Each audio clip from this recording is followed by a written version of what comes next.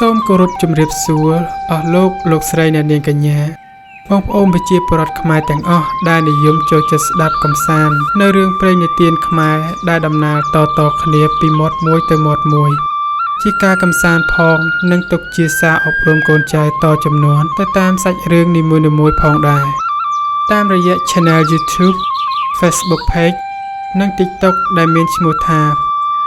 ព្រេងនិទានណាងនេះយើងខ្ញុំសង្ឃឹមនឹងជឿជាក់ថាពិតជាអាចផ្ដល់ការកំសាន្តអារម្មណ៍អស់លោកស្រីអ្នកនាងកញ្ញាបងប្អូនប្រជាពលរដ្ឋខ្មែរទាំងក្នុងនិងក្រៅប្រទេសទាំងអស់បានរំលឹកនឹកឃើញចងចាំនៅរឿងព្រេងនិទានខ្មែរជាច្រើនដែលបានបន្សល់ទុកតាំងពីបុរាណកាលមកដល់សព្វថ្ងៃដើម្បីកុំឲ្យលោកអ្នករងចាំយូរសូមលើកយករឿងព្រេងនិទានមួយមកអានជូនលោកអ្នកស្ដាប់កំសាន្តដូចតទៅសូមជូនរឿងប្រាសាទតាព្រំការស្ដេចព្រះនាមកេតុមាលាសោយរាជនៅមហានគរជាស្ដេចមានបុណ្យអស្ចារ្យណាស់វេលាមួយស្ដេចទ្រង់អបសុខក្នុងព្រះរាជហឫទ័យគង់នៅក្នុងប្រាសាទពុំបានទ្រង់យាងកំសាន្តព្រះរាជហឫទ័យជាមួយរេពលដោយផ្លូវនាវាតាមឆ្នេរសមុទ្រត្រើយខាងត្បូងលុះយាងទៅដល់ទន្លេបាទីទ្រង់ចតព្រះទីនាងនាវានៅត្រើយនោះដោយសោមនស្សហើយទ្រង់បោះពន្លាជ័យសម្រាប់ព្រះអង្គនៅក្នុងទីនោះពេលនោះអ្នកស្រុកប្រុសស្រីទាំងអស់បានឮដំណឹងថាស្ដេចយាងពីនគរវត្តមកដោយមិនដែលស្គាល់ស្ដេចនោះសោះ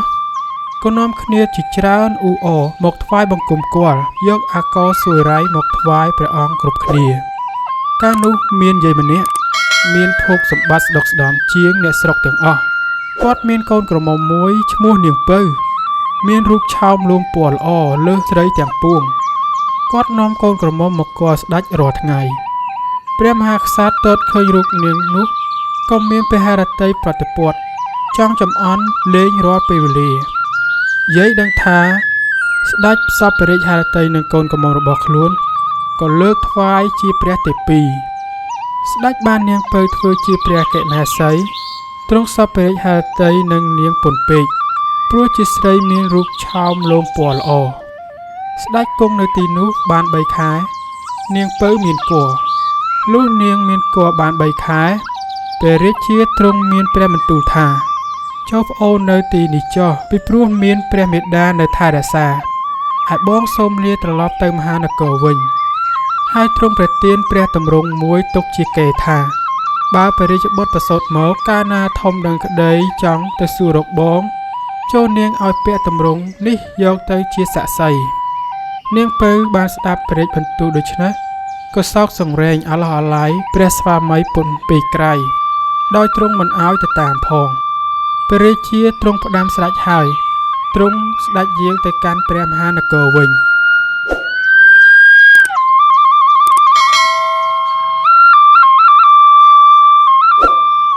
ក្រោយមកគភ៌នាងពៅគ្រប់ខែក៏ប្រសូតព្រះរាជបុត្រដោយព្រះវរបិតាមេដាឲ្យនាមថាអង្គព្រំកុមារ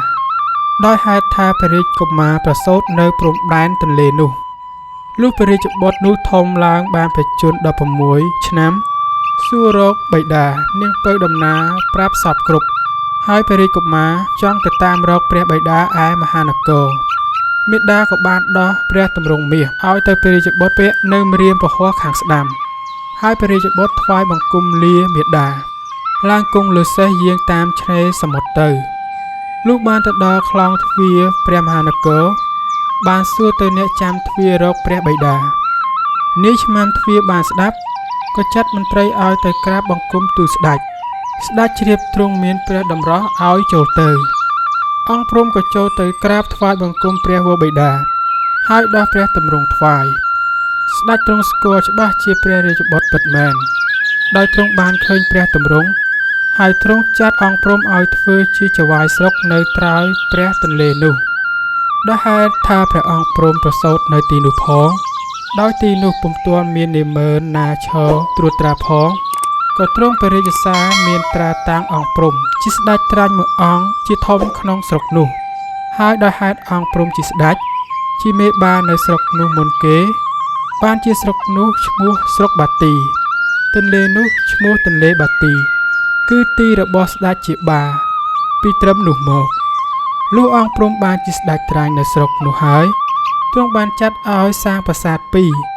មួយជូនមាតាមួយគង់នៅផ្ទាល់ព្រះអង្គហើយទ្រង់ចាត់ចែងធ្វើបន្ទាយព័ទ្ធជុំវិញផងដំណាក់ឯទៀតនៅក្បែរប្រាសាទនោះជាទីក្រសាលនិងទីធ្វើរាជការផ្សេងៗតាមមុខក្រសួងនិមឺនសពមុខមន្ត្រីទីបរិវេណនៃប្រាសាទទាំងនោះសពថ្ងៃទៅជាវត្តមួយឈ្មោះវត្តទន្លេបាទីជារមណីយដ្ឋានមួយដែលពួកទេសចរច្រើនចូលចិត្តទៅទស្សនា